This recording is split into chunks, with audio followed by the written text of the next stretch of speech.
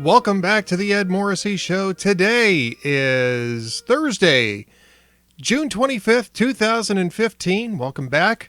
I'm Ed Morrissey, your host. Going solo here. We're waiting for Duane to call in. He is running late. He is hoping to be back here in time to get to the show. But, we've got other things we can be doing. We got other ways that we can be discussing the top stories of the day. Just to give you an idea of what's going on, we'll have Gabriel Malor on to talk about the Supreme Court decisions today and for the week too. We're going to take a quick look, like we did last year, at the end of the Supreme Court session. We'll take a look at the upcoming decisions that are still left to be decided, including the same-sex marriage case. But we're going to be focusing a lot on, obviously, King versus Burwell today. How that came about. There was also an important decision on HUD and the FHA, Fair Housing Act, that was pretty much overshadowed by King versus Burwell, but we're going to find out more about that. That was a 5-4 decision, and we'll talk to Gabriel about doing that. But in the meantime, we'll do a little face the chat here. We haven't done that in a while. And I'll take your questions in the chat room. All you have to do is put the Q colon space, and your question in the chat room, and I will see it, and I will answer your questions. We'll have a discussion. We'll just kind of go old school here, single podcaster sort of thing until Duane shows up, if Duane can make it, and if not, we'll just roll right into when Gabriel and Jon Ralston will be on. Jon Ralston's coming on at the top of the hour. Jon Ralston from Ralston Reports, also known as Joe, commonly known as Joe on the campaign trail. We're going to talk a little bit about that, talk a little bit about my column, why I think Hillary Clinton ended up being the biggest loser in the TPA, TPP, TAA, BFD debate that's been taking place over the last 3 or 4 weeks by dodging any questions about whether or not she supports TPP and then ergo TPA and all the rest of that stuff. And I see Iron Ked has the first question up. Wants to know if we're screwed yet. Well, that happened 5 years ago, man. King versus Burwell, and we'll talk a little bit more about this with Gabe when he calls in. But this was a long shot. I mean, I know that the strict contextualists or the strict textualists were insisting that the Supreme Court had to overturn it on this basis. We've seen the courts do this before, although not quite with this much discretion. I mean, honestly, this is pretty wide, and Scalia was aghast at it. He had some great, memorable one-liners in this, including his prescription that we should just call it SCOTUS care from now on and be done with it. Which I think there's a lot of validity to that, but I actually didn't hold out a lot of hope for this. I don't hold out a lot of hope for the origination clause challenge either. Both of them are meritorious in the sense that they're interesting questions, and strict construction would lead you to think that maybe these things should be overturned.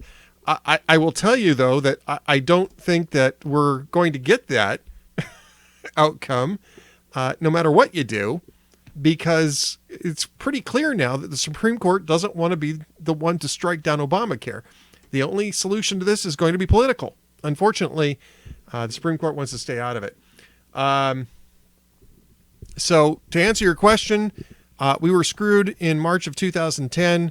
Not much has changed since then. And the only way you're going to get that unchanged is to have a Republican president who will sign a bill from a Republican Congress that repeals Obamacare and replaces it with something else. That's the only way it's going to happen. Absent that, you're never going to get that. You're never going to unwind this. That's the consequences of losing elections in 2008, as well as in 2006 for that matter. And it's also a consequence, by the way, and let's not forget this, of Republicans not doing anything about this issue when they had control of Congress from, well, you can argue from, 2000 to 2006, but certainly from 2002 to 2006. 2000 to 2002, you had Jumpin' Jim Jeffords, and that made the Senate a little bit more difficult, but it was a very narrow control for the Democrats at that point in time. And it's possible that you could have gotten something done. They did get Part D done, which probably wasn't done very well. And still a point of contention. But if they wanted to preempt this, they had the opportunity to do so. Instead, they were doing, they're playing games with lobbyists in order to perpetuate the permanent majority. If you remember the permanent majority, there you go. All right, let's take a look here and see what other questions we have. Opachenko wants to know, will Carly Fiorina gain traction, or does she make too much sense? You can make a lot of sense and still not gain traction. I like Carly Fiorina, and I think she's going to be more formidable than people may have assumed, but she still has never won an election, and you've got a lot of talent on the bench here, and you may still see somebody jump into the race. I mean, let's face it, if Nikki Haley jumped into the presidential race tomorrow, Carly Fiorina's raison d'etre would pretty much dissipate. And it's possible. You see people talking about her as a potential vice presidential pick, and I think that's informed discussion. I think that would be a smart move for whoever ends up winning the nomination, but it's also possible that she'll jump in and try to run for the top spot. So I'm always leery about people who are coming from nowhere, relatively speaking. Plus, she's got some baggage from her days at HP, which is going to be her big thing. Now, rhetorically, she's terrific. I mean, she doesn't make mistakes on the stump. She fires people up. She's very good. I'm going to have to... I'm skeptical on whether Fiorina's got any staying power, but you can't dismiss her. I'll say that. You can't dismiss her the way you could say dismiss, I hate to say it, but Herman Cain or Ben Carson. These guys are kind of coming out of nowhere too. Herman Cain kind of came out of nowhere. Same situation, ran for office once, didn't win. But he'd been involved in the Tea Party movement for longer than Carly Fiorina has been an activist, to the extent that Carly has been an activist. You've got too many people who've got who are fresh faces, who are part of the current and future GOP, who are running in this cycle.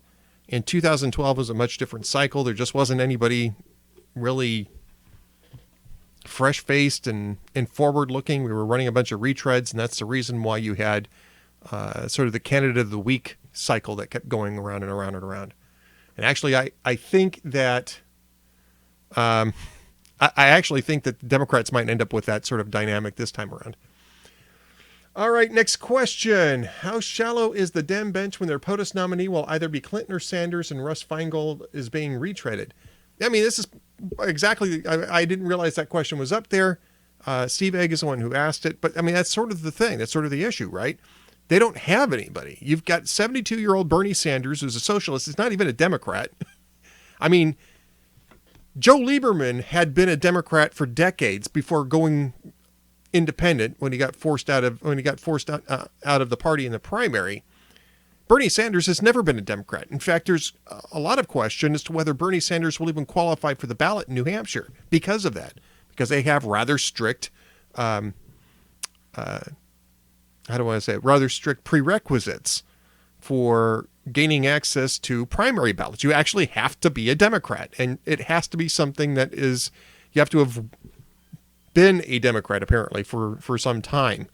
John DeStasso, who is sort of the dean of political reporters in New Hampshire, is writing that this is not by any stretch of the imagination a slam dunk for Sanders. He may not qualify for it. In which case you got O'Malley, who's gone from 3% to 2% in New Hampshire. I mean, Sanders is the only competition, and I think what you're seeing is Sanders is that he's just basically the not Hillary, just the same way that several Republicans were the not Romney in the 2012 cycle, going into 2011, basically. During 2011, you had a bunch of not Romneys that kept emerging and popping up to the top. So, yeah. Now, talking about in Wisconsin, there are other Democrats in Wisconsin who could run, other than Feingold. It's just that I think that the progressives really like Feingold and they want him back. And the problem with that is that Feingold didn't do well in 2010 and he's probably not going to get too much traction in 2016. Wisconsin, I mean, Minnesotans really have talked a long time about turning the state red. Wisconsin really is going that way. I mean, Wisconsin is, the state legislature is controlled by Republicans. It's Republicans that are winning statewide offices, with the exception of the other senator, and I can't remember her name right now. But that's where the energy's going. So it's a possibility there. Joining me now, Duane, Generalissimo Patterson of the Hugh Hewitt Show. Welcome to the show, sir. Setting an all-time record for least amount of show prep for Ed Morrissey's show. Well, that's okay. I know that you had texted me and let me know that you were going to be late. So, yeah, I had to go get a normal test done that I'm supposed to go have every year, but I didn't for a while. So I had to go get a test done. And the problem is, I decided, being that the American medical system is pretty much tango uniform, to use military speak, thanks to the decision today, I figured I better go get it done before the death panels show up and tell me I can't get the test anyway because I'm not worth the investment. So you weren't a big fan of King versus Burwell today, then, I imagine, right? Well, were you surprised, though? No, I was not surprised. Not at all. Look, I had an alternative opening for you. I was saying, I'm sorry I'm late, but I was trying to escape the rioting hordes with the pitchforks and the torches that were going after anybody that said a nice thing about John Roberts in their life. Yeah, well, there's that too. Oh, there's that too. Oh, I know there's that out there too. No, look, what the chief decided to do is, in what I would consider to be, and of course, me being the expert lawyer that I am, being that I've gone to a prestigious law school and I know all things about the law, that's why I'm a pundit. Look, it's very clear what he decided he wanted to do, which is, you people got yourself into this by voting in Democrats. You people can jolly well get yourself out of this. Yeah, it's very clear that they want the only solution to this is going to be political. Now, on a constitutional or separation of powers issue, I'm actually okay with that. Now, I understand I'm going to get flamed for saying a nice thing about John Roberts. I'm saying I understand his heart of not wanting to get in the middle of undoing congressional statutes left, right, and sideways. That's not actually a good habit for the court to get into.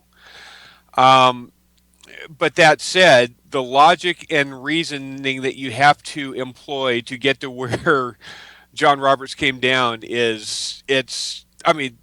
words don't mean anything anymore. I mean, clearly male doesn't mean male anymore. Female doesn't mean female anymore. Apparently, words don't mean things, Ed. I mean, Rush Limbaugh famously wrote a book called Words Mean Things, right? Right. Or at least it was a chapter in one of his early books, and they don't anymore. So what you're saying is, second look at Rachel Dolezal, right? Rachel Dolezal, black, white. Black doesn't mean black anymore. White doesn't mean white anymore. I guess sanctions don't mean sanctions anymore when you're talking about Iran. I want to talk about that. That's one thing I wanted to talk to you about. And I've got a post coming up on this, and it's going to come up a little later on. But I mean, there's a group of people at the Washington Institute. Did you see this? This letter from the Washington Institute? Oh yeah. You got David Petraeus as one of the people, Barack Obama's former CIA director, who got thrown under the bus and probably is actually fairly happy about that these days. You've got Dennis Ross. Wasn't Mike Morrell signing on to that letter too? I didn't notice if Mike Morrell's name on it. You know what? I'll double check that. I would be surprised if Mike Morrell did not sign on to that, because he may not have been part of the group, though. I mean, he just may not have been part of the group. But I mean, you've got Dennis Ross, who's been Obama's Middle East envoy. You've got wasn't he Dennis Ross was around during the times of Clinton too, wasn't he? Yeah. He's been around a long time. He's been around State Department for a goodly amount of time. Yeah, let me see if I can find out who is. Let's see. You've got Dennis Ross, David Petraeus, Gary Samore, once Obama's non-proliferation czar. You've also got two of Hillary Clinton's top advisors on proliferation, Robert Einhorn. Wasn't Einhorn the guy that was engaging with Hamas, or was that somebody else? I I don't know that for certain. Okay, I have to go back and check. No, it wouldn't have been Einhorn because it was one of Obama's guys, and they had to kick him off the campaign. So that's not right. That's not who it was. And then General James Cartwright, who was vice chair of the Joint Chiefs of Staff from 2007 to 2011. Right. And also, the Wall Street Journal missed this name. David Makovsky, an advisor to Obama's special envoy to the Israeli-Palestinian negotiations, is also one of the people that signed on to this. Now, having said that, I'll go back and see if I can find the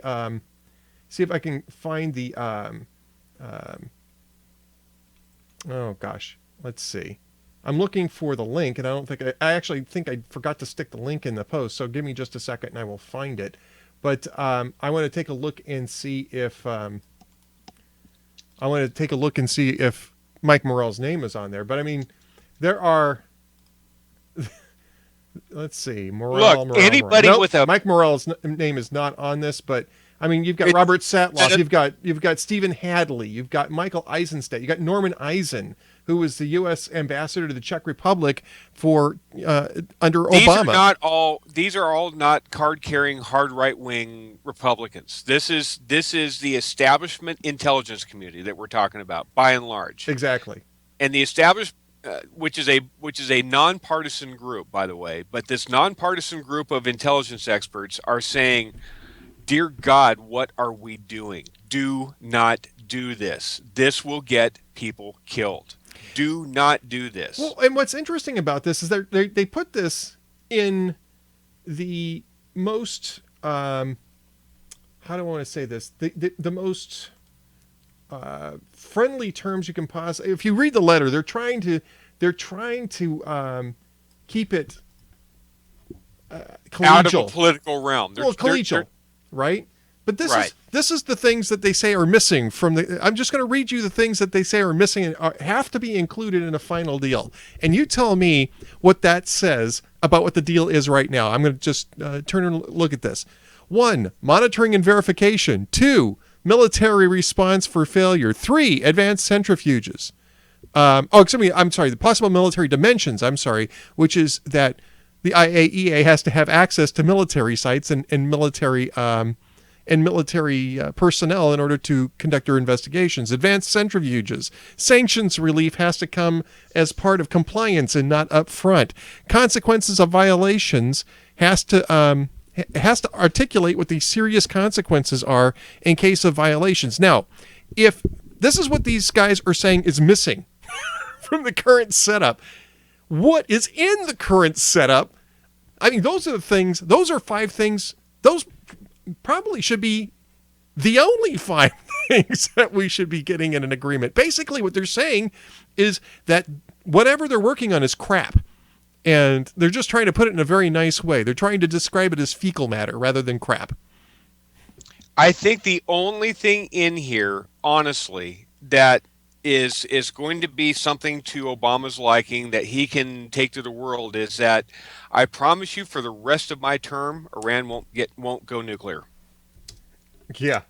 And then on January 22nd, 2017, when Hillary puts her hand on the whatever it is she puts her hand on, hopefully it's something that you sterilize afterwards. But once she does that and takes the oath that she's going to break anyway because she hasn't told a truthful thing in her adult life, they're going to go nuclear. Yeah. And there's nothing in here. I mean, there was a part of the deal, according to the Associated Press, is that we now have to, we and the other P5+1 countries have to now supply Iran with state-of-the-art nuclear technology as part of the deal. Yeah. It's unbelievable how bad this deal is. I really wish I had I think I do actually have the audio. You really should, because if you had a producer, that's about the most appropriate thing to say about this. Yeah, here we go. I have altered the deal. Pray I don't alter it any further. This deal's getting worse all the time. I don't think I have the long one though. The long one's more funny, but yeah. The problem is it's not a laughing matter. I mean, it's again, what's going to happen is we are going to see. I mean, Ed Morrissey. I grew up. You were a little older than I am, so you definitely grew up in the heart of the Cold War era, right? And Duck and cover had just kind of become passé when I was in elementary school. Yeah. So you and I didn't really have to. It wasn't frontal lobe thinking about the mushroom clouds that we were going to see everywhere and what was going to happen if some idiot on either side, ours or the Russians, launched something inadvertently and it was all over with. I mean, yeah, that was a threat that we all kind of grew up with. Our parents knew all about that, but it was kind of waning. Kind of the front edge of the waning period began with you going through school, and it kind of ended with me going through school. Yeah. And so even though it was out there, we didn't really worry about it much. I'm at the point now where I really honestly think that you and I will probably see in our lifetime, we're going to see a mushroom cloud somewhere. Hopefully somewhere else besides the continental U.S., but we're going to see one because once Iran gets it, it's a shiny new toy. They're not going to not use it. Yeah, they have plans. They have plans, and they have an address, and that address is going to be Tel Aviv, probably. And the thing is, they're not hiding what the plans are. No. The supreme leader is not trying to dodge or be cagey at all about what the intentions are.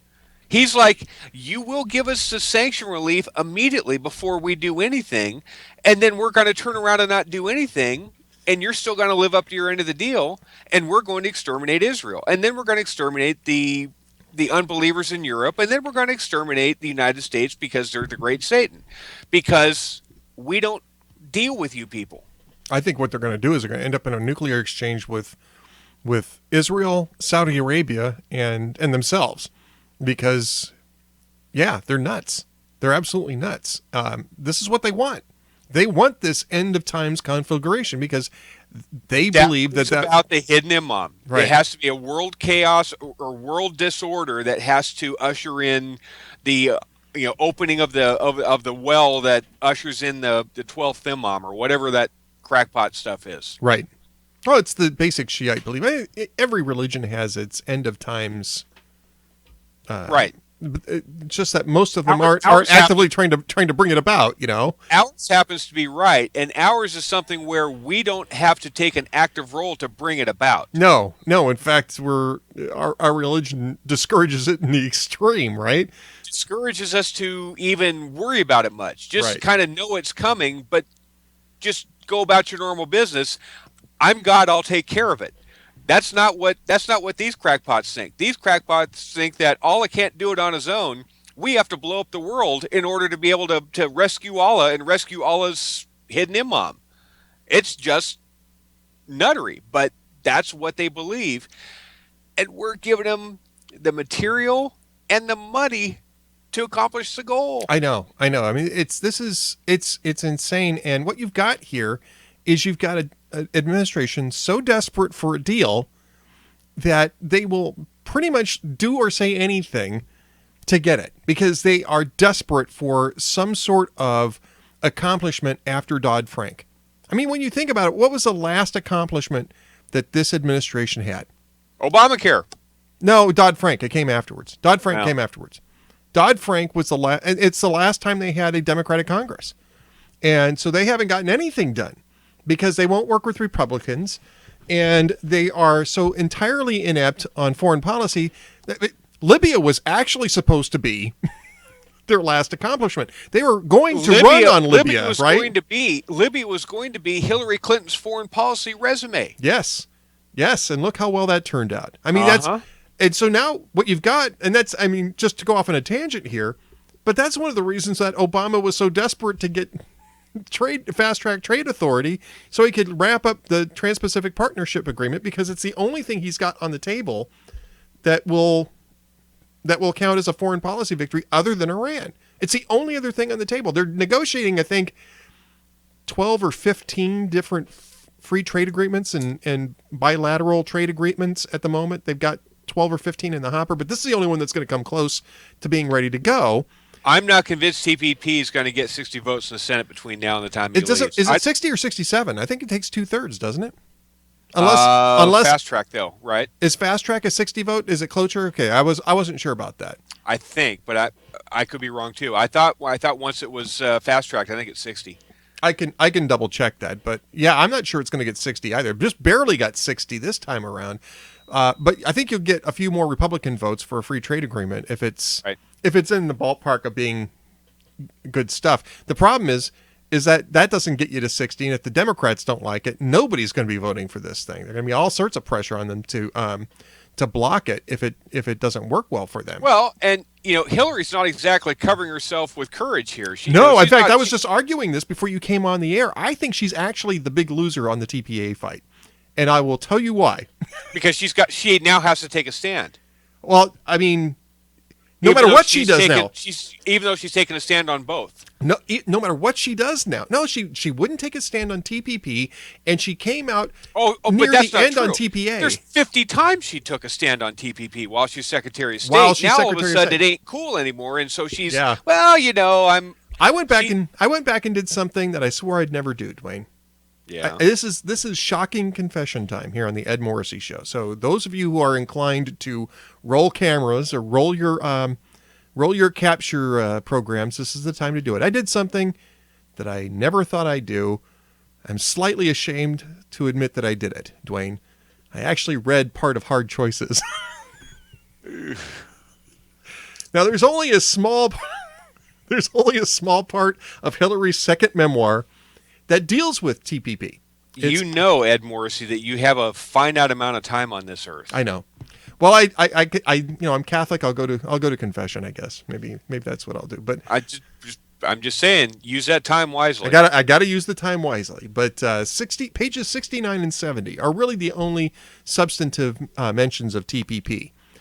And in this, and bear in mind that she wrote this, it was published at least in 2014, just a year ago. Remember, she did the book tour. It was in June of last year. 3-week book tour that was a complete disaster because the book says hardly anything.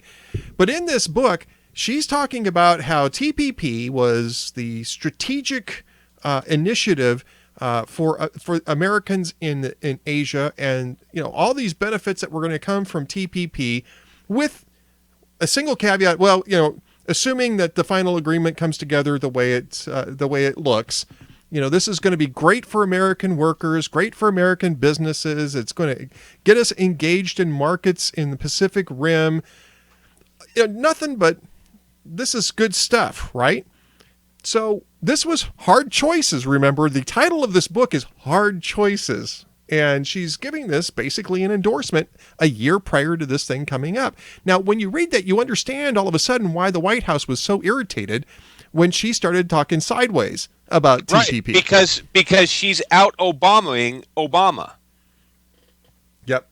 Whenever he caves on an issue and tries to pretend that he was never for it, even though there's a track record a mile long on something, he really thought that he is the one that is allowed to reverse course and put every piece of video evidence before that down the memory hole. Nobody else is supposed to do that. Right. He's the one he's the Messiah. He's the Obama Messiah. He's the one that the Democrats were, the great hope that everyone was going to put their faith in. It's up to the rest of the party to serve him. Right.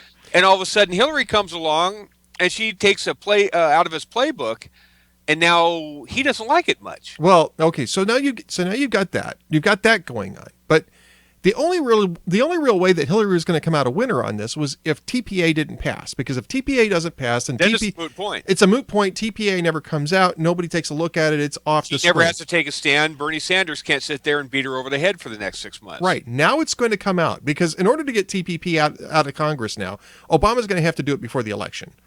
There's no way that you can count on the fact that between the election and New Year's and the start of the next session that Congress will take it up before Obama has to retire out of office. So they're going to get it done. They're going to bring it to Congress probably, I would assume, in the next few months. TPP is going to come out. It's going to be one of two things. Either TPP is going to be a very satisfactory trade agreement that everybody agrees is in America's best interest, in which case everybody's going to look at Hillary Clinton and say, why didn't you support this? This was partly your work. In fact, it was probably mostly your work. Why didn't you come out and support this? That's the thing that's so astounding about this, is her position now is, I'm just not sure about whether I support this or not, because we got to find out what's really in this thing. There is maybe 4 people on the planet that have a good working knowledge of mostly what's in this thing to date. the people at the table negotiating, and Hillary Clinton, who was briefed for 4 years on this. Right. She knows exactly what she knows this. what's in this thing more than Bernie Sanders does. She knows what's in it. Yeah. And so it's going to be very obvious at that point that she basically chickened out because she didn't want to take a stand. Now, if it turns out to be something awful, then the progressive left is going to come out against her and say, A, why were you negotiating this awful agreement? And B, why didn't you warn us? Why didn't you come clean when you had the chance to stop this thing? Why didn't you come out why and do we stop trust it? you when for 4 years you led the country down this primrose path, and you knew it was anti-union, you knew it was anti-labor, and it was a bad deal for us all the way along, and yet you not only helped foment it, you basically promoted it 100 times. So let's take the latter case. Okay, let's take the latter case. And it turns out that the unions hate this thing. It turns out that there's all sorts of things that they didn't get, that they wanted, that they insisted had to be part of the package. When do you think TPP is going to come to the Senate? If I'm Mitch McConnell, I would try... Well, it actually really relies on the White House at this point. I mean, they have to deliver. Well, I to understand Mitch that, McConnell. but I'm saying it's up to Mitch McConnell as floor leader to actually schedule it. True. But, I mean... Don't count on that because I'm not terribly impressed with the Republican leadership on this issue either. To be honest with you. Understand, but there is going to be a political element out of this too. Oh, sure. Because now if you're Barack Obama, do you want this thing to impact the next campaign, or do you want to try and get this out of the way over the summer when nobody's paying any attention? Well, over the summer would be this summer, and I don't think it's. That's what I mean. Yeah. When does Congress go out of session? They are normally out end of July. Late July and August. It ain't going to get back that fast. It just isn't going to get back that fast. The earliest that this is going to get back is probably sometime mid-fall. And that's only if you actually wrap things up pretty quickly at this point in time. Earliest that this thing is going to get back is mid-fall, which is right before all of the primaries begin. So, or at least, no, well, not the primaries, but certainly the debates. Primary debates. You're right. The primary doesn't happen until January. So the question would be, does Mitch McConnell really want this thing through, and does he want to avoid the hassle, or does he help? Does he want to help throw Hillary an anvil and drag this over into January, February, and do it when everybody gets back? Well, first off, I think that it's easier. It's better for Republicans if Democrats are having this debate in October and November, because then you have some opportunity for people to emerge who can challenge Hillary a little bit. Not necessarily the Bernie Sanderses, but maybe Martin O'Malley or whatever. But I'm going to guess that it's actually going to take longer than that to get back. I'm going to guess that you're probably talking about early next year. I think it's spring of next year. I think it's spring of next year, right in the middle of all this stuff, right? Maybe even not too long before the conventions. And you know what? I still think she's going to waffle all the way through it. I don't think she's going to take a stand. I think she honestly believes that she can screw everybody and stiff arm everybody to the point where she doesn't have to take a stand one way or the other. And who's going to catch her? I mean, there's some polling that shows in Iowa and New Hampshire that Bernie Sanders is getting to within 48 points. Actually, in New Hampshire, it's showing him within 10 or 12 points in a couple of polls. Suffolk being one of them, which is a pretty decent poll, and the other one I cited it, but I didn't recognize the name. But Suffolk is a pretty well-known poll in New Hampshire. I really don't think Hillary Clinton thinks that Bernie Sanders is going to. I don't see her spending any attention on anybody to her left in the party. I just don't. I don't think that's true. She's been running to the left ever since she got in. She has to triangulate, but her way of running left so far has been to not take a position on anything and not commit to anything. She's running out the clock is what she's doing. Now, will she have to triangulate and do something different? I don't know. But right now, she's not taking a position on anything. Nothing. Well, I mean that might last her through the primary debates, maybe. At some point, she's going to have to start taking a position on these things because Republicans are going to be challenging her on these things. Well, Republicans are going to be beating the hell out of each other. No, I'm talking about after they're done beating each other up next spring when they have a nominee or a apparent nominee. She's going to have to start answering on some of these questions. And if that's when TPP comes to the Senate, Okay, well here's the question I have for you. Just play with me here for a second. Wait a minute. Was it hermetically sealed in a mayonnaise jar on Funkin' Wagnall's doorstep? What? The question. Was it hermetically sealed in a mayonnaise jar on Funkin' Wagnall's? Okay. Yes, it was. Okay, so can you name? Let's say TPP comes up and gets voted on, and she kind of reluctantly gets pressed into it. She has to kind of support it because she owns it. Because she owns it, right? Yeah. Can you tell me one state that Barack Obama won in 2012 that she would lose because of the TPP vote? If she supported it? Yes. I don't know. I mean, you're talking about perhaps some issues in terms of turnout, in terms of enthusiasm. Well, I don't know. That's already baked into the cake to a degree. Michael Barone had a great column this week looking into some of the internals in the polling.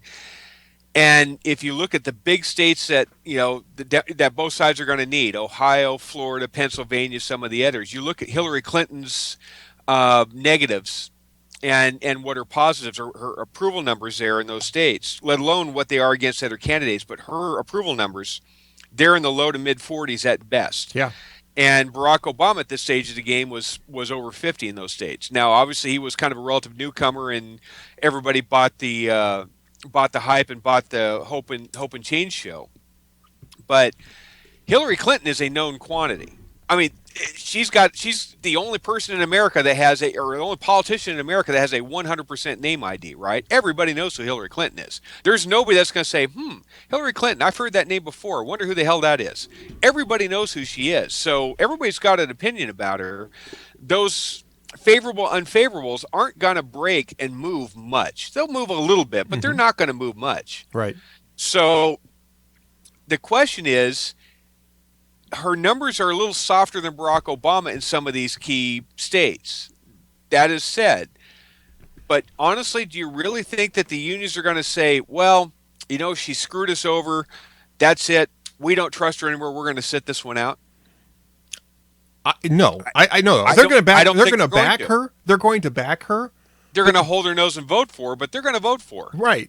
This is not a question. This is not a question of whether or not the unions are going to flip to the GOP or they're going to just say the election doesn't matter. So is there a state, because of the TPP, if she has to begrudgingly, she's delaying the inevitable. If she's supporting the TPP, sure. I think it hurts. I think it hurts her in places like Ohio, Pennsylvania, Wisconsin. Yeah.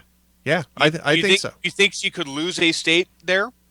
I think she could lose those states anyway. I mean, well. We really hope she does. Let me put it to you this way. TPP is not going to win or lose this election. It doesn't matter what it is. That's what I'm getting at. But it contributes. This could cause her some heartburn. This could certainly cause the Democratic electorate a lot of heartburn. It contributes to the problem that she's already got. Yes. All right. That she's DC, she's Beltway, she's part of the establishment, she's old school. She doesn't take a stand. She's all about herself. She waffles. It's part of that problem. Right. And it reinforces those same issues. That's the issue. And at least when Bill Clinton gave you the hose job, he gave you the complimentary wraparound. She doesn't do that. No. Sorry. Well, on that note, what's coming up on tonight's Hugh Hewitt show? Because we're almost out of time. Well, you know what I meant. I know. No, I like the way you put it. Don't get me wrong. I thought that was great. Anyway, tonight we are going to be talking about the decision, obviously, today and what that means and kind of what's going on down the road. We're going to have a double dose of Mark Stein, columnist of the World. He will do 2 segments tonight. Great. David Drucker of the Washington Examiner, who will be all over the trade deal as well. Lan-Hee Chen of the Hoover Institute is definitely all over this healthcare stuff and what goes on with Obamacare. It will go. It's here. It's here forever, people. It ain't going to go away. We have to now go through the abyss of the destruction of the American healthcare system until we get to the other side and go through all the contortions along the way. We had to destroy the hospitals in order to save them, Duane. It's exactly what we're having to do. We're just now at the end of the beginning of the destruction build out. Daniel Silva is going to be on today. Novelist extraordinaire. whose new book is called The English Spy, and he will be talking about the Iran deal and all sorts of other things. Great. And then Tevi Troy, who, of course, is Mr. Obamacare, knows all about this. And Indeed. we'll have something to say about it. And then we'll conclude things with James Lilac. So a fun-filled day ahead. Excellent. Of course, you'll be able to see that in about an hour and 20 minutes. You'll be able to actually see it if you're a member of the Universe, HUGHNIVERSE.com, the troll-free web surfing experience for Hugh Hewitt fans, such as myself. I'm a member. You should be a member if you're not. If they're not members, of course, you can always get the show on the AM radio dial. Duane, what should people do if they can't find it on the AM radio dial? You should ask Hillary Clinton what her position is on the matter, and keep pressing her until she finally commits to whether or not we should be on that channel. Because then I think by at least 2020, she might come up with a decision and make up her mind about whether she supports us or not. Yeah, if you want to actually hear the show, though, sometime this year, I would suggest going to hughhewitt.com and getting the audio stream there. By the way, also look for the book The Queen, which is Hugh Hewitt's new book I've on heard Hillary that. Clinton. In fact, right now as we speak, I believe, if he's not on already, you can flip on your CNNs, and Hugh was on Jake Tapper's show, The Lead, like either now or previously there. There you go. Jake Tapper's the lead right now. So CNN.com, go TiVo it and watch it after the show's over. Of course. Absolutely. The Queen, it's available on Amazon. It's also available through HughHewitt.com. So be sure to click on it and buy the book. Duane, Generalissimo Patterson, thanks for being with us. We will talk to you again next week. See you guys. See you then. Duane Patterson. Man about town. All right, now let's go ahead and give our next guest a call. That would be Gabriel Malor of Ace of Spades headquarters. We're going to go ahead and dial him up, and he's probably wondering where I'm at because we're a couple minutes late.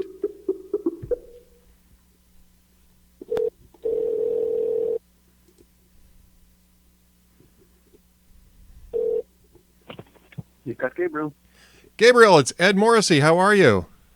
Great, Ed. How you doing? Doing good. Thank you very much for being on today. Sorry we're a minute or two late here, but thanks for coming on today to talk about a very busy day and a very busy week at the Supreme Court. They decided, a couple of, non-controversial cases today. I guess there's not much to talk about. Great talking with you, Gabe. My pleasure. Yeah. King versus Burwell was obviously the hot topic of the day. People were shocked to find out that the Supreme Court has only 3 strict constructionists on the panel. I was not shocked. I was actually not surprised by this outcome. There were a couple of surprises about this today. The first of which was we didn't expect King to come down today. Everybody expected that King would be the second to last decision of the term, which of course just goes to show everybody tries to predict when these cases are going to come out, and there's no predicting it. But that was the first big surprise this morning. I was like, oh my gosh, we have King. Second big surprise was that it was 6-3. Kennedy was not the swing vote. He and the Chief Justice joined the liberal appointees in ruling that the law does authorize subsidies, which was a little bit of a surprise. It was a surprise for me, although I've got to say, when the fate of your case rests with a guy whose career-defining moment was previously ruling against you, maybe you should have taken note, because that's what we saw last time with NFIB when the Chief Justice sided with the Liberals again. Yeah, and this is, it's starting to be a pattern, and conservatives are not happy about it. I've seen a lot of very critical comments about Jon Roberts, but after he voted to keep the individual mandate through some rather interesting logical leaps that even Anthony Kennedy wasn't willing to go along with him on, I just didn't see him. I did not see him saying to Congress, "Oh yeah, you screwed up. You have to fix this now." Well, your instinct was right, Ed. My instinct was not, because I thought the court would uphold would strike the subsidies. But your instinct was correct. In the same way that he wrote a decision that was kind of outside of the realm of the possibilities we were talking about in NFIB. If you recall, in NFIB we were talking about the Commerce Clause. The whole case had been argued right. based on the Commerce Clause. And on that issue, all the justices but one agreed. Actually, I think all 9 of them agreed that it wasn't justified under the Commerce Clause. But what the Chief Justice did was uphold it under the Tax Clause, which wasn't in the realm of possibility. That's not what we were talking about with NFIB. Well, here we come again this morning and find King, which has been entirely argued in all of the lower courts and in front of the Supreme Court on the question of Chevron deference. Chevron deference is the idea that, first of all, is the statute ambiguous? And if it is ambiguous, did the agency interpret it in a reasonable manner? Right? The whole case is turned on that. And the Chief Justice's decision this morning says, you know what? This statute, we're not going to apply Chevron deference. We're not going to go there. Which is just, take everything that's been written about this case, ball it up and throw it in the trash can. Because Chief Justice Roberts has done it again. He's ruling on the basis that was never really argued, was never presented to the court, and never really crossed anybody's mind that the Supreme Court would take decades of jurisprudence.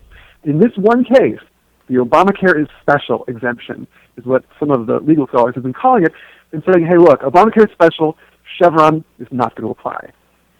Yeah, why is Obamacare special? I mean, this is kind of what Scalia was getting at when he says we should just call this SCOTUS care, because they've been treating Obamacare special all along. Now, I read the opinion, and Roberts was saying, well, we have an obligation to look at what Congress's intent was, and Congress's intent was not to destroy the health insurance industry, and the intent was not to treat Americans differently based on where they were located. Okay, but if that's the case, then Congress did a really piss poor job of structuring the law.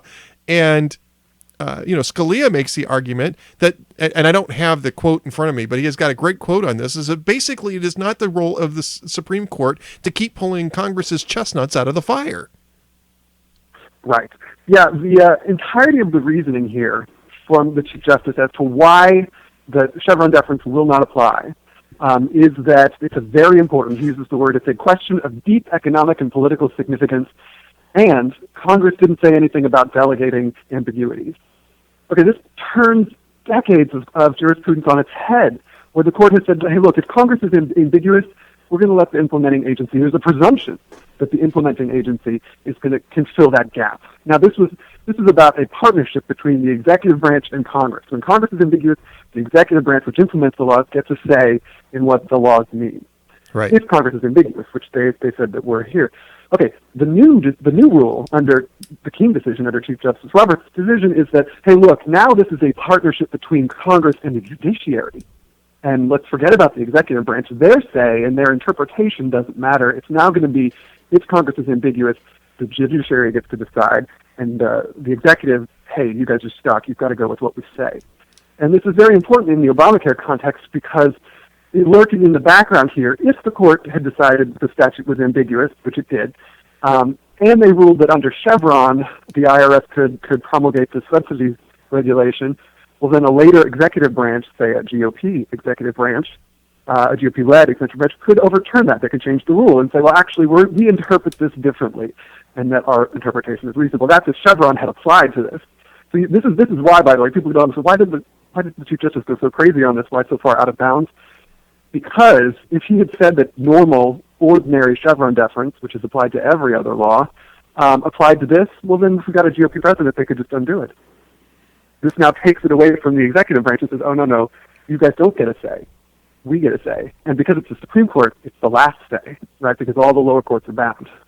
That's interesting. It's a stunning shift in power away from what I described a minute ago as a congressional executive partnership to a congressional judicial partnership, which should be pretty alarming because this isn't the only statute that was poorly constructed, full of errors, and involved millions of people. He said it was a question of deep significance involving billions of dollars and millions of people. Well, goodness me, I mean, that sounds like, let me just name a few, the Clean Air Act, the Clean Water Act, which are notoriously poorly constructed and, of course, involve millions of people and billions of dollars. The Immigration and Nationality Act itself, notoriously poorly constructed and involving the lives of millions of people and billions of dollars. The FCC, right? All of these acts are terribly constructed. The whole reason Chevron deference exists is because statutes are ambiguous. Because Congress writes things and Congress barely knows what it's writing, And then we're going to let the executive branch agencies clean up this mess a little bit. But now the court is saying, hey, look, some things are so important, and this is the question, we don't know how important. So the court here, the Chief Justice, obviously, and like I said, he was applying the Obamacare special rule. But I would bet you a beer, Ed, that before 2 years are out, I'm going to give it 2 years, give myself some wiggle room, we're going to see courts start saying other statutes are also exempted from the Chevron deference that is ordinarily applied. I really expect it out of the Ninth Circuit in immigration cases, because the Ninth Circuit has a thing that it does where it pretends that something is unambiguous on the first step, something that's clearly contrary to law, when all the other courts have said that it's ambiguous in immigration law. The Ninth Circuit will say, actually, it's unambiguous, and here's our interpretation that's unambiguous, and so you're stuck. because if it was truly ambiguous, as all the other circuits had said, then the Ninth Circuit doesn't get a say. It's the agency who gets a say. They've been getting around it by simply declaring things not to be ambiguous when everyone else thinks they are, but they don't have to do that anymore. Now they can point to this decision and say, oh, actually, we don't have to apply Chevron deference because this is so important. It's so important, and if Congress had really wanted the agency to get a say, they would have said so. It's really shocking. For legal scholars, yes, I'm pissed off because of the principle. Obviously, I think that it's not ambiguous. I think that the Act was very clear that when it said established by the state, it meant established by the state and not also the federal government. I'm mad about that part, but I'm also mad about the way he went about doing this, because I think it's going to have really, really rough legal results in the years to come. Oh, this is not good. I'm getting very depressed, Gabe. Very, very depressed. Very depressed. All right, let's move to the other decision today, which, frankly, I think we could probably spend about 60 seconds on it because nobody really knows what this was about, other than I'm sure you do. And I mean, Pope Hat was kind of funny about this. When it came out, he said, oh, wait a minute, this one's just about poor people. Nothing to see here, move along. So FHA. Someone else was making a funny joke about, I'm so eager to explain to people what disparate impact claims mean in the context of fair housing as a joke, because nobody's eager to explain that to anybody. Well, give us this 60 seconds. The elevator speech for this case, Ed, is that the question is whether under the Fair Housing Act you can sue for disparate impact claims in addition to disparate treatment. Disparate treatment is your standard plain vanilla discriminatory intent. The homeowner or the local government is discriminating against me on the basis of my skin color. They intend to do it. Disparate impact is a statistical finding. It's an idea that, hey, look, the policies they've created, even if they're race neutral, impacts me because of my skin color. The question, and all 9 circuit courts of appeals to address this have agreed that you can make these claims. It was a little surprising that the Supreme Court took it because there was no circuit split, which we ordinarily expect to see in case the Supreme Court takes. Right. And they said simply, yes, we can all agree these types of claims are justiciable under the Fair Housing Act, but they're limited, and they did limit it to say, hey, wait, no, there have to be artificial, arbitrary, or unnecessary barriers to fair housing. So it's not as wide as people were like, oh my gosh, this is a huge win. Well, it's an important win, but they constrained it a little bit to say, actually, it's not, you can't just show the statistical difference and say, oh, these policies, you have to show that it was an arbitrary difference and unnecessary. And then the burden is on the person suing to show that there was an alternative way of reaching the policies that have led to the statistical disparate impact. So anyway, it basically settles this particular question for all the circuits, but it does limit it. So in a sense, it's sort of a mixed bag for both sides. I would say it's a mixed bag. Or I wouldn't say it's a mixed bag. I think it's good. This was the law in all the circuits. It is now constrained. The Supreme Court has pointed out, hey, wait a minute, though.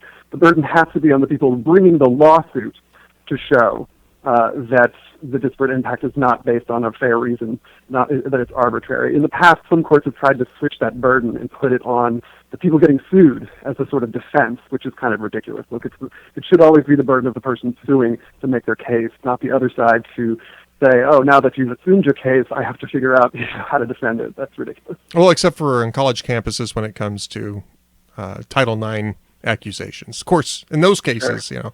It's on the burden of the accused to prove their innocence. So, as it should be. No, I'm just kidding. Just joking. Just joking. All right. Let's move on to what's coming up. There's, I think, 2 cases left to come out, or is it more than that? There are 5. Oh, wow. Okay. So I guess they didn't get through as many this week as I thought they did. One of which is the same-sex marriage case. But what else is, by the way, what's the name on that? What else is coming up?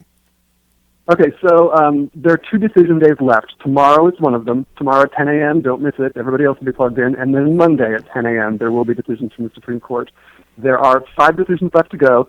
The big one you've named, that's same-sex marriage, that's Obergefell, is going to be the big one. And it is widely expected to be the last case of the term on Monday.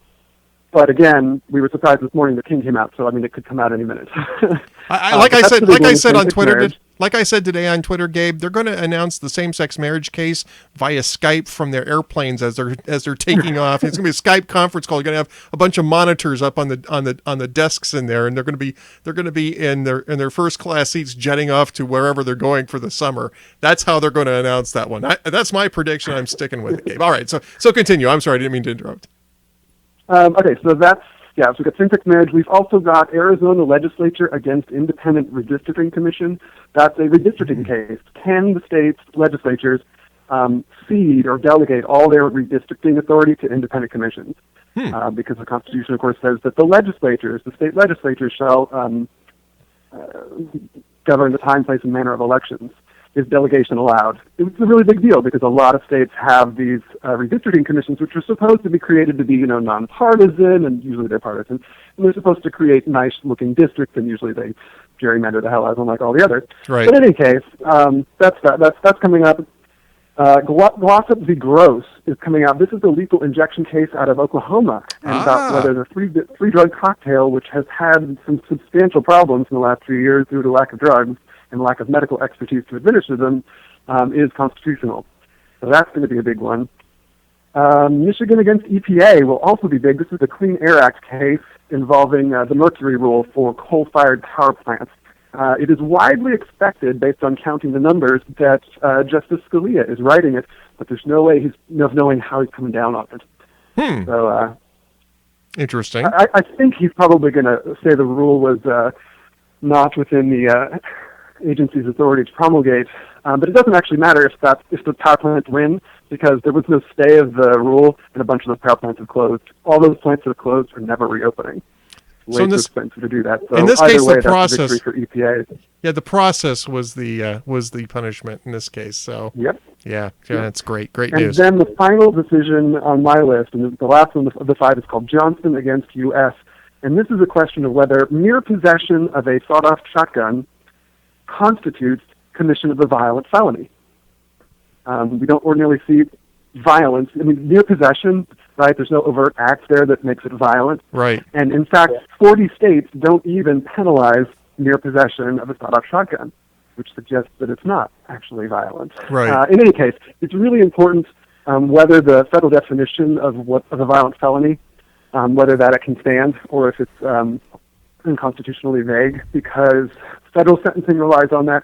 A lot of state sentencing regimes rely on that definition. Right. Immigration law relies on that definition. So that case, which I see a lot of newspapers leave that one out. They're like, oh, that one's not important. Well, it's going to have a lot of trickle-down effect if they strike that federal definition of a violent felony. So, well, I keep an eye out for because that one too. I mean that's going to impact 3 strikes type of cases, right? Because if it's not a violent act, those 3 it doesn't count towards a 3 strikes adjudication. Right. That's exactly why this guy was caught up in the 3 strikes law, because his first felony years and years ago was for the possession of the shotgun.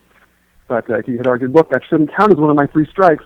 It's not a violent felony. It doesn't matter, that it was a shot-off shotgun. They're not inherently violent like the courts have held. Right. Interesting. Okay, I'm going to be interesting. I bet you that one comes down tomorrow. That one will probably come down tomorrow. I think I would, if you're going to make bets, I would say Michigan against EPA comes down and Johnson against U.S. Maybe the Arizona legislature against independent commissioning. Wow. Well, tomorrow should be interesting. 10 a.m. tomorrow, Eastern time, by the way. 10 a.m. Eastern time. For Gabe, I mean, that's like 7 in the morning. You're just getting your first cup of coffee, right? No, that's 10 a.m. I'm in D.C. now. Oh, I keep forgetting that you're in D.C. What am I thinking? I keep thinking you're West Coast. Yeah. All right. Well, so then I was for years and years. Yeah, I'm sorry. I don't know what brain fade there. I know you're on the East Coast. What the heck am I thinking? We just had dinner together with Larry O'Connor and Meredith and Meredith, who are now engaged. Actually, that's right. They're engaged. It's great to hear. So congrats to them. And he just had a birthday this week too. So, and he's probably still younger than I am. I got to tell you, just irritates me. All these young people. Get off my damn More than lawn. half of us are. Thanks, Gabe. Appreciate that. All right, Gabriel Malor, of course, you can find him at Ace of Spades, ace.moo.new. Occasionally, you can find him at Hot Air. He's great. We love having Gabe come on and do guest blogging for us. Hope we'll get a chance to see more of it, quite frankly, because it's terrific stuff. And I would take a look today, Ed. Oh, you got something coming up today? Later today. Excellent. I have not been on the admin side today. I did not know that. So look for a post from Gabe later on today at hotair.com. All right, Gabe. Well, thank you very much for being with us, and we'll get you back on soon, sir. Always a pleasure, Ed. Bye. Talk to you soon. All right. And now let me go ahead and see if I can get Mr. Ralston on the phone. There he is right there. I'm not sure if he's actually online, but we're going to give Joe Halston a call. It does not look like he's online. Let me go ahead and ping him and see if he is ready to come on.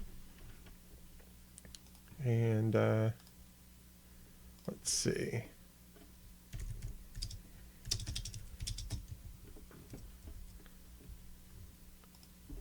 We'll keep an eye on that. It does not look like he's online, actually, so we'll just go ahead and see if we get a note back from him.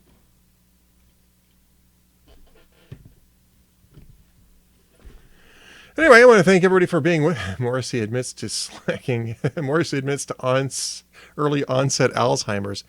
Get off my damn lawn. Both of you. Oh, it was just one of you who said that. Never mind. One ping only, Vasily. One ping only, please. All right. Democrat Bob Beckel promotes new book after being fired from Fox News. Now, was he fired, or was that just the end of a contract thing? I saw that earlier today. Bob Beckel's gone from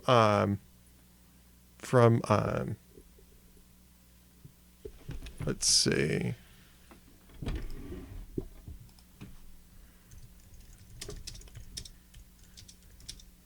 Okay, he's ready to come on, but he's not. His Skype isn't logged in.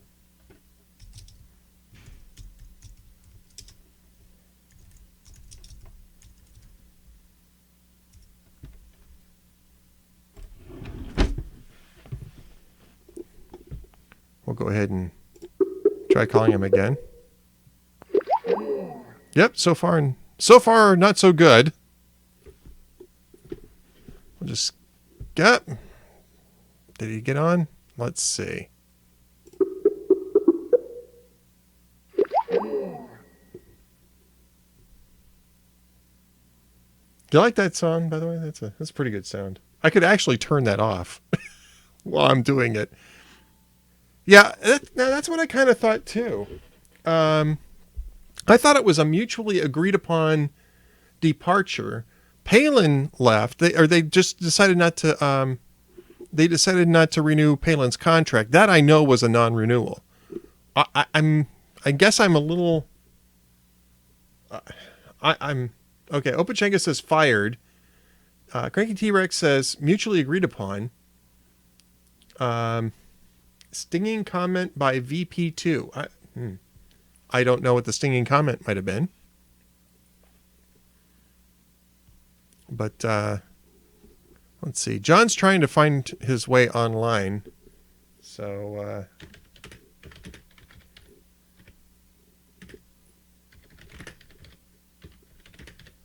I'll just tell him to let me know when you're up.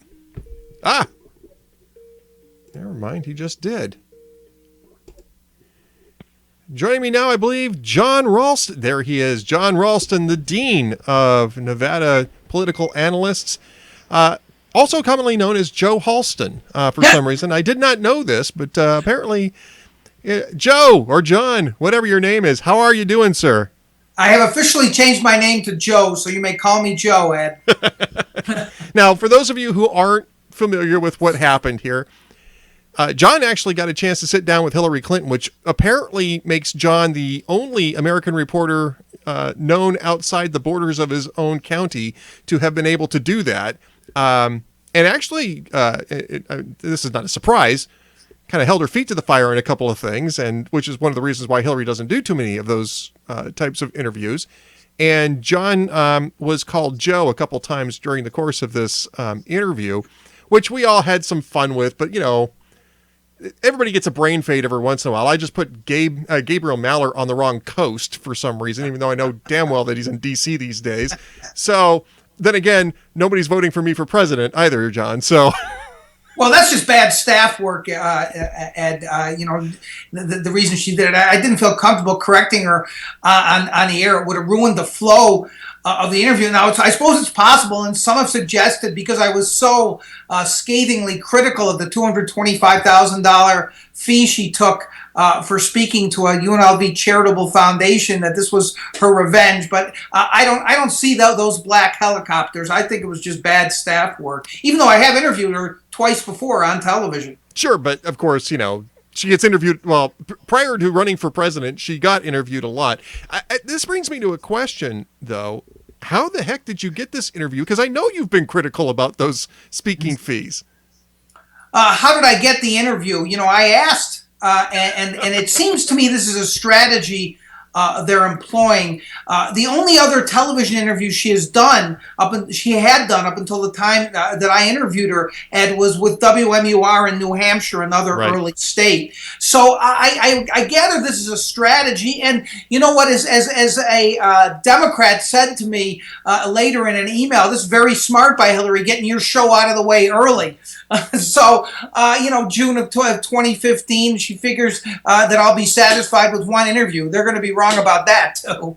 Well, yeah, of course. I mean, Nevada is a key state. I mean, everybody's looking at Nevada as a key state, and except for those who call it Nevada. Everybody else who knows that it's Nevada is looking at it as a key state. So, and you're the guy to go to in Nevada for that type of national politics, state politics. You're going to get these interviews. You're just going to get these interviews. So, yeah, I'm just kind of curious as to why now. What's going on in Nevada that Hillary was trying to engage there? Well, she was speaking to NALEO, the Latin Leaders Conference here. And as you know, just a couple of weeks before then, maybe a month, she had been here. And that is when she kind of surprised a lot of people by in a very calculating way, went to the left of Obama on immigration reform, saying she would do even more executive orders, talking about reunifying families. A clear pitch to the Hispanic vote, which is going to be critical, not just to winning Nevada, but maybe other critical states too, maybe Florida, maybe Colorado. And this was part of that calculation. I think coming back to go to NALEO, I had asked her campaign on both trips for an interview. And I just think that they just decided that this was the right time to do this. Let's get it out of the way. It's an early state. We can look accessible. Now, I have to say, Ed, and I don't want to sound self-aggrandizing here, but her people on the campaign in Nevada know me. They knew it wasn't going to be, how do you like the dry heat here in Nevada, Hillary, kind of interview. They knew what kind of interview it would be, that I would be prepared and that I would ask some tough questions and press her on some things. So they made a decision to do this now, I think, to show that she's accessible in some way, to get it out of the way. I'm just guessing, but I think that's what happened. I think you're probably right. I mean, you can't hide forever, first off. I mean, let's face it, you can't hide forever. One thing that you did break, well, not one thing. I mean, you break stuff, obviously, Jon. But as Joe, the one thing you broke was the fact that she said that she would probably not vote for TPA if she was in the Senate this month. Now, this is stunning because TPA is the only way that you get to the Trans-Pacific Partnership trade agreements. The only way that it happens is granting a president that type of authority, because otherwise the other partners will not complete the process. It's the reason why Congress has given that type of authority to other presidents of both parties to conduct free trade agreements. I mean, it's been up until now pretty much a pro forma thing. There's lots of other things going on with Obama which complicate that. But TPP is the thing that she was working on as Secretary of State. I went back today. I was joking around with Duane earlier in the show. I said, I did something last night that I swore I'd never do, Jon, which is to go back and read Hard Choices. And I feel like I need to go to the confessional over this, but I did it anyway. And I'm joking around, of course, but she mentions TPP in this, and in only one place in the book, and actually discusses it in only one place in the book, which is actually early on in the book. And she talks about it as being a strategic initiative for the United States in the Pacific Rim, and how important it is to the strategic vision for America in that region, and how it's going to benefit American workers and American businesses. And more to the point, it's going to bring in partners like Vietnam who can counterbalance some of the throw weight of China in that region. I mean, it's only about 3 paragraphs long where this discussion takes place, John, but I mean, it makes a pretty compelling argument that TPP looks like it's going to be a pretty big deal. And then she spends this time running away from it. I mean, she won't answer questions about TPP, and then wouldn't answer what her position on TPA was until you really pressed her on it. And she kind of came out with that sort of 75% commitment answer. Well, probably wouldn't vote for it. What does that say to you? Well, what was interesting, Ed, is that, and you're right, and she actually brought up hard choices during the portion of the interview about that, I believe. But she said those kinds of things, not just in the book, but when she was Secretary of State, and I found these before I did the interview, she said gushing things about TPP and what she thought it could accomplish for the world, for workers in those countries, for the American economy, for the Asian economies. But it was so clear in the interview, and I don't talk about people's body language during an interview that much, but it was so clear that she is so torn here by being a supporter of free trade in most instances, and her desire to pander to Democratic constituencies that are opposed to this in organized labor especially. And so she was going through those talking points. If you saw the interview, I pressed her on her previous statements for TPP, but then at the end I came back and asked her a question, and it's very hard to surprise Hillary Clinton, but I think she was surprised by the specificity of the question, what would you do if you were in the Senate? She kind of backed up, hesitated, said and then probably not. And that became the major news out of that interview, as you pointed out. But I don't think she was ready for that question, which really surprised me. I mean, the House had only voted on TPA just a few hours before the interview, which she knew. Yeah, I mean, I guess I'm a little surprised that she's not... Am I surprised that she's not that well prepared? She's just not a very good candidate, John. I mean, you remember how she was in 2007, 2008, and you remember how she was on the book tour for Hard Choices about a year ago. It was about this time last year. And she gets caught very often off guard in these interviews by questions which you would assume she and her staff would have rehearsed to some extent, would have prepared for to some extent. That happened with the wealth question in 2014, especially with the wealth question. There was more questions than that, but especially with the wealth question, she and Bill just absolutely booted that thing for like 3 or 4 weeks on end. It was a disaster for them. I mean, does this tell you that maybe one of the reasons why she's not answering a bunch of these questions, not doing a bunch of these high-level interviews like she did with you and WMUR, is that she just really is still not very prepared as a candidate? What was your feel for that? Yeah, it's hard to tell. I've been thinking about it in the few minutes since you said she's just not a very good candidate, because when I interviewed her when she ran in 2007, 2008, I found her in some ways better then than she was during the interview last week, in the sense that she was almost impenetrable. No matter what I tried, you couldn't get through the wall, that she was going to say what she wanted to say and no more. And I've been doing this for a little while, and I usually can get through most people's walls. It was very, very difficult to do. I'm not sure what the difference is this time, Ed, but I am pretty sure she was not prepared for that question, which, by the way, she should have been prepared for. I'm not some genius, right? I mean, she should have been prepared for a question like that. There were other times in the interview when I thought she got off should have been what she was prepared to say. But, Ed, there's always the possibility that Joe is the best interviewer she's ever had. I agree. I think Joe is a hell of an interviewer. John, maybe not quite so much. Joe, one hell of an interviewer. I love the fact, by the way, that the media actually picked up on that. The New York Times even mentioned that in the report on your scoop there about the probably not answer. They did it in classic New York Times fashion. Mrs. Clinton, who referred to Mr. Ralston as Joe on a couple of occasionally. Yeah, that was Maggie Haberman who did that to me. I gave her a hard time about that on Twitter. But it was funny because America's Rising, the super PAC did a video of it and called me a legendary reporter, which I thought was very kind of them. Only mitigated by the fact that when they put it up, they spelled my name wrong. So it was just a day of insults for me, Ed. Well, we were trying to get you on that day, and of course your dance card got filled up immediately. We weren't able to get you on the Hugh Hewitt show that night, but it was my intention to introduce you as Joe Halston when we brought you on. I was thinking about changing my Twitter handle to Average Joe for a few days. There you go. Just to emphasize. There you go. Absolutely. All right. So I mean, what else were takeaways in this interview? Because obviously the TPA thing was the big takeaway. Everybody was focusing on that. What did you learn from that interview?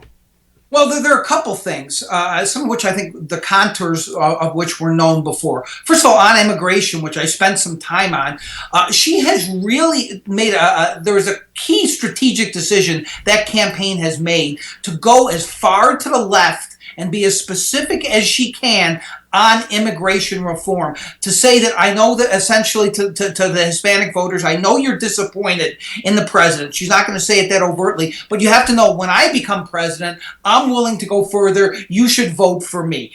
In Nevada, if you can, where the Hispanic vote may be 20% of the electorate this time, if she can defeat whoever the Republican nominee is by the kinds of margins that Mitt Romney lost by, for instance, right. To Obama, she's going to win the state. That is probably true in other key states too. That is listen, I'm not going to look in her heart. Maybe she really believes this stuff. But from a political calculation standpoint, Ed, she's clearly thought that out, because I asked her specifically what she would do. She talked about some other potential executive actions.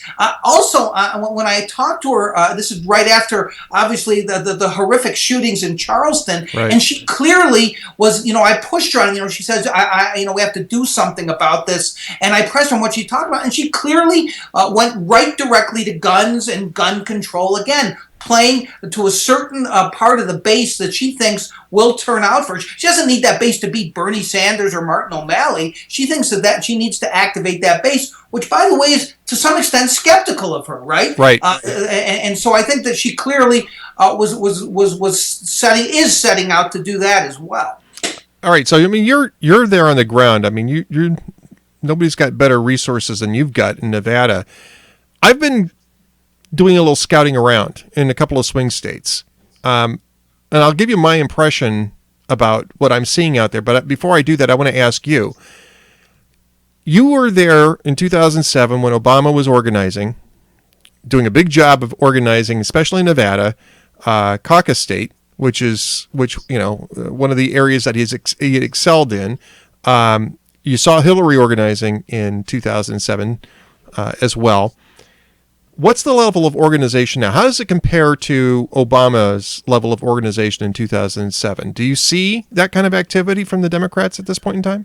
I guess the answer is it's pretty close, and I'll tell you why. Because what Hillary has done very smartly is hired all the Obama people who organized Nevada. And who understand a caucus state. You remember all the derisive comments that she made about caucus states back when she ended up losing most of them. Now she has decided this is the universe I have to play in, so I'm going to hire the people who helped Obama do so well in Nevada. You may remember that Hillary actually won the state in the popular vote by about 5 points, despite the Culinary Union, the most potent Democratic Party force here, endorsing Obama early, because they went all out, because they ran a pretty good campaign here. But because her campaign was not as well organized as Obama within the congressional districts, she lost the delegate fight by one delegate. She lost 13-12 in the delegates. They've learned the lessons. They've hired the right people. Her people that she's hired to run her campaign here in Nevada understand not just the state itself. She's hired some good local people, but the whole caucus system. So I think they're pretty well organized here. It's certainly better than any of the Republicans so far, although I would say, again, it's early and a lot of things could change. It's early, and of course the Republican effort is a little bit split. I mean, Hillary's really the big dog in the room on the Democratic side, so she's got a little bit more room to deal with that sort of thing. I'll tell you what I've heard in other parts of, in a couple of the other states that I've talked to, is that they aren't seeing anywhere near the same level of organization on the Democratic side. They also say that Republicans are having problems too, but they're not seeing the organization. They're also not seeing the enthusiasm that was being generated from the 2007 cycle. We've seen this. I mean, Bloomberg had a big, long thing about, how Hillary, and you've been touching on this. The reason why I bring it up, you've been touching on this. Can Hillary, bring back the Obama coalition? And they're skeptical about it because for some technical reasons, you go through the Bloomberg article, there's some really good technical information on why that might be. And you're talking about, we can call it pandering, we can call it, tailoring your message for the Obama coalition type of voters. But the difference, I think, in normal coalition building and what Obama did was the fact that Obama was such an inspirational figure that it generated much more enthusiasm than you normally see for a politician. I mean, you're talking about Reagan levels of enthusiasm, right? And especially among younger voters, which maybe that doesn't apply to Reagan so much, but certainly did with Obama. I don't know that those people will go back and be Republicans now that Obama's not at the top of the ticket, but I just don't think you're going to see, I don't think she's that type of a figure. She's been in Washington, D.C. for 23 years. This is her second, whack at the piñata, if you will. It's the old versus the new. She's a figure from the past. Republicans may very well nominate somebody from the past, which would sort of negate that issue. That's kind of what I'm getting at, is that it's sort of rolling back into sort of a normal presidential political thing, whereas in 2008 especially, but there's some remnants of it in 2012, it's very much a different sort of feel, I think, than what we're seeing now. With that said, in Nevada, does that apply, or are we off base here with this? No, I don't think you're off base at all. I think there's a difference between organization and enthusiasm. I think they've been very good at this early date at setting up some infrastructure and some key people. The enthusiasm, though, for Hillary Clinton is nowhere near what it was for Obama, and your description of it was quite apt, and I was quite struck by it, too, when he first ran, the kind of crowds he would draw. I mean, Bernie Sanders, when he has a rally here, and he's had a couple, draws much more enthusiasm, to use that word again, than Hillary Clinton does, I think. Now, again, it is early, and it does come down to math at some point and being able to get the people out to vote and getting the right number of electoral votes eventually. And let's face it, each state is different. Yes. Nevada is going to have not just a presidential race, it's going to have a Senate race, and a very competitive Senate race, I believe, where you are going to have the Democrats, again, and this is where I get back to the Hispanic vote, rallying around the Senate standard bearer, who could be the first Latina ever to serve in the U.S. Senate. She's a very accomplished woman, former attorney general. She is going to be the standard bearer in the state next to Hillary. You're going to have likely a Hispanic nominee for a congressional district here. And so I think that there are some atmospherics here that are going to help Hillary. Now, that does not mean that the fact that we also have a Republican Party here that's essentially vacant, and you have the governor, who was a very popular governor, Brian Sandoval, who set up his own political organization that did very well last cycle and is setting itself up for this cycle, and is going to help Joe Heck, who will be the Republican candidate who will announce in a little bit here. He's a very, very high-quality candidate for the U.S. Senate. I think that kind of thing can be a counterbalance, but I do think that there is a slight edge toward the Democrats in this state. We're still slightly, not quite purple, maybe even slightly blue. But again, I hate to make these kinds of pronouncements so early, Ed. No, but I mean, this is temperature taking, right? Right. This is temperature taking, and it will change. The context is going to change when we narrow down the list of Republicans who are in in the realm of possibility for a nomination. I mean, right now we've got 15, 16 different candidates. By the time you get down to October, that's going to narrow down because the money's going to dry up for some of these people. The organization won't come together. There's a finite number of people who have that kind of talent in the pool, and sooner or later, the people who are able to keep their organization running are going to hire those people for their own purposes. So you're going to get down to the point probably in December where you're really down to maybe about 2 or 3 potential, realistic potential nominees, maybe as many as 4 or 5 until you get to maybe South Carolina or so. Nevada comes up when in the cycle? It's third. Nevada's third. I thought South Carolina was third. Nevada's third. South Carolina is the first closed primary. That's right. So Nevada's third. So you're going to get a chance to see probably the wider field by the time it gets through here, and organization's going to matter. So you're looking at guys like Jeb Bush. You're looking at possibly guys like Marco Rubio, who might put together a pretty good ground organization. Scott Walker. Rick Perry is a guy who can organize very well. I mean, those are the types of people that just offhand from this vantage point you're looking at might do well in Nevada, but we're not going to really know until you get down to that level. And at that point, you'll start to see how things are going to shake out in the state of Nevada for the primary, and then get a much better look, of course, at the general election. But we're taking temperatures here, and this is really great stuff, John. I really appreciate you sharing it with us. It's my pleasure, Ed.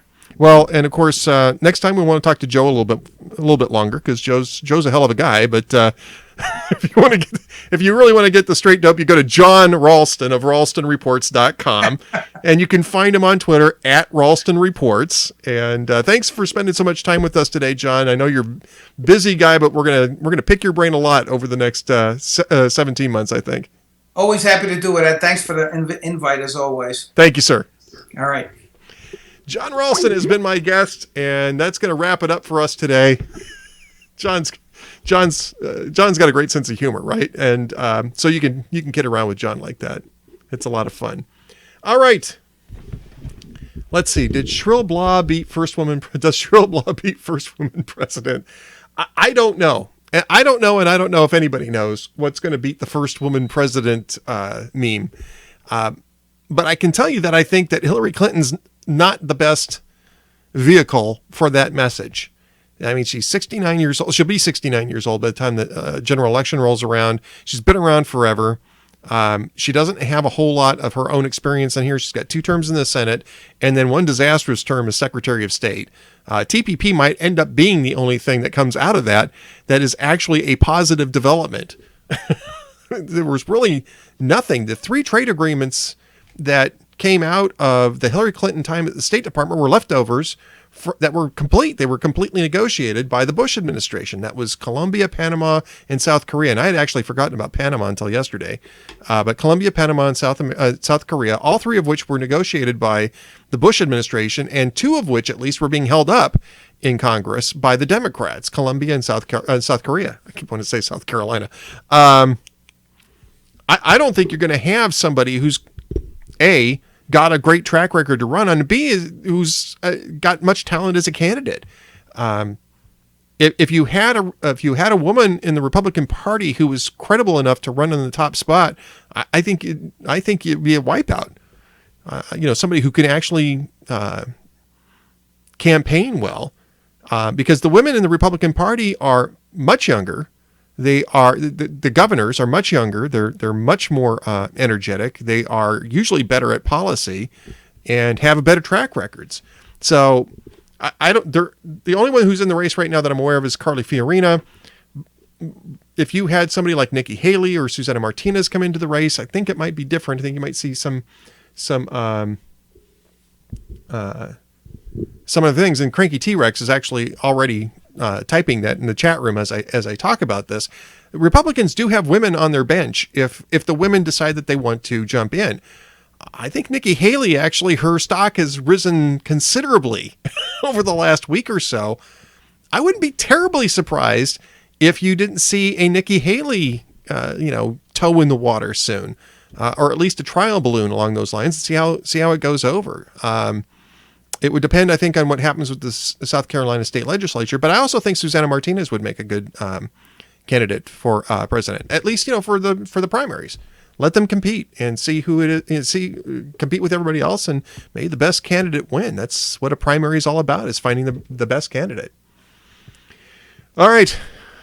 I want to thank everybody for being with us today. I want to especially thank Cranky T-Rex for being the chat room chief, if you will. Great to have him here. I also want to thank the folks who are, we don't have a troll room, a troll gunner today. So it's Cranky T-Rex doing it all by himself. I think we had some buffering issues earlier. I apologize for that, but I think it got straightened out. I want to thank everybody else who's in the room. Let's go ahead and, before I go too far, there won't be a show on Tuesday because I'll be traveling, and there will be a show on Thursday with both Duane and Andrew. So you won't miss out on Andrew. We're going to have our weekly chat with Andrew. It's just going to come later in the week. And then the week after that, I'll be off entirely because I'll be at a conference, and it's just not possible to set up to do a show. I'll be in the conference all week. So, just want to make sure everybody's aware of that. Don't forget that the Hugh Hewitt show starts in 30 minutes, so stick around for that. Let's go ahead and play a little walking music here. I'll try not to let this get too loud, by the way. Who else has been in the chat room? Don't forget to put your URLs up in the chat room. All about shameless blog promotion here at the Ed Morrissey Show. A Libertarian. I better double check to see if that's T-Rand or if that's just a regular new guy here. Nope. Catherine Archuleta for president is T-Rand. So, A Libertarian, welcome to the show. Great to have you with us. Only one time for me in the first few minutes, so welcome to the show. Great to have you with us. Bob Knox, Capricorn 100, welcome to the show. E. Foreign back with us. Juanito Cabron, one of the fabulous Tribbles. Great to have the Tribbles with us, as always. Catherine Archuleta for president. Because if you're going to have incompetence, you may as well just go all the way. Go all the way on incompetence. Catherine Archuleta for president. That's T-Rand, of course. Mr. Fastbucks, another one of the fabulous Tribbles with us today. Opachanga. Pabo from Finland came the farthest to see the Ed Morrissey Show. Of course, Pabo is our official diplomatic representative to the ABBA Museum in Stockholm, Sweden. She will be delivering her diplomatic papers, I hope soon. We want to get a diplomatic report from the ABBA Museum. We still have not seen any platform boots. Glittery platform boots. I want to get pictures of the glittery platform boots when you're there. Make sure you tell them you're the official diplomatic representative of the Ed Morrissey Show when you get there. Placeboed Egg. That's Steve Egg from NoRunnyEggs.com. Great friend of ours. Prairie Dog SD. Skoda Scared Ked. Skoda Scare Ked. Iron Ked. Via Paso at the Ancestral Morrissey Mance. Hi, Mom. And the first mate behind me, keeping me on the straight and narrow. Don't forget, no show on Tuesday, but on Thursday we're back, 4 p.m. Eastern Time, 3 p.m. Central, 1 on the left coast. Don't miss a minute of the Ed Morrissey Show. Until then, have a great afternoon, folks. See you later.